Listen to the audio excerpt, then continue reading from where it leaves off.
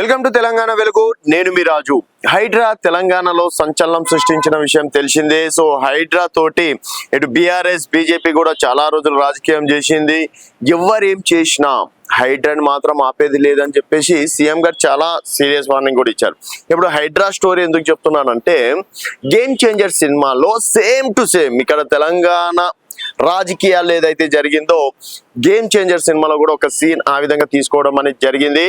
So IAS గా రామ్ చరణ్ గారు ఉంటారు. సో ఒక షాపింగ్ కాంప్లెక్స్ లో ఏమంటారు, మన ఫైర్ ఇంజన్ ని లోపల తీసుకెళ్ళాలి, 10వ ఫ్లోర్ కి తీసుకెళ్లాలని చెప్పేసి అనుకుంటారు.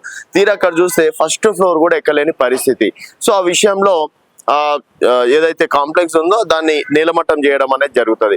సో అప్పటికి వాళ్ళు కూడా సేమ్ ఇక్కడ అడిగినట్టు మాకు నోటీసులు కావాలి, మేము పర్మిషన్లు తీసుకుంటాం, నాకు వారం రోజులు టైం ఉన్నా సరే నేను ఇది చేస్తా అని చెప్పేసి అక్కడ కూడా చెప్పడం అనేది జరుగుతుంది. అయినప్పటికీ 5 నిమిషాల్లో దాన్ని నీలమట్టం చేసేసారు. ఇక్కడ కూడా ఇన్కన్వెన్షన్ కావచ్చు, తర్వాత హైస్ సాగర్ సైడ్ కూడా ఒక ఇల్లు కూడా డైరెక్ట్ చెరువులో ఉంది, దాన్ని కూడా జస్ట్ 2 గంటల్లో నీలమట్టం చేయడం అనేది జరిగింది.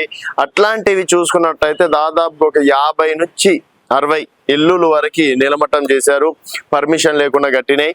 సో తర్వాత హైడ్రా వెనకడికి వేసింది. అక్కడ సినిమాలో మాత్రం ఒక్క సీన్ తోటి మొత్తానికి హైడ్రా అంటే ఈ విధంగా ఉంటుందా, హైడ్రా భయం ఈ విధంగా భయపెడుతుందా.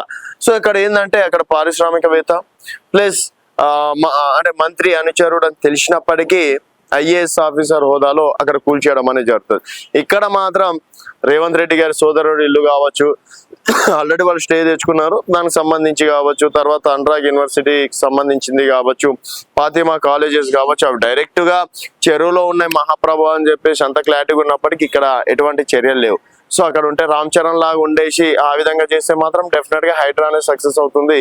మరి ఇక్కడ రంగనాథ్ గారు ఆ రేంజ్ లో లేరు అనుకుంటాను. మరి ఆ రేంజ్ లో గేమ్ చేంజర్ ఎప్పుడు స్టార్ట్ అవుతారనేది చూడాలి. ఇప్పటికే హైడ్రాకి సంబంధించి సపరేట్ పోలీస్ స్టేషన్, అలాగే దానికి సంబంధించి కూడా నిధులు కావచ్చు, తర్వాత దానికి సంబంధించి ప్రత్యేక బిల్లు కూడా పెట్టే అవకాశాలు ఉన్నట్టు కూడా చెప్తున్నారు. మరి రంగనాథ్ గారు రామ్ చరణ్ తేజ్ లాగా గేమ్ చేంజర్ లో ప్రముఖ గేమ్ చేంజర్ గా అవుతారా, లేకపోతే ధనికులై చూసి చూడనట్టు వదిలేసి కొందరివి మాత్రమే టార్గెట్ చేస్తారా అన్నది వేచి చూడాల్సిన విషయం. చూస్తూనే ఉండండి తెలంగాణ వెలుగు.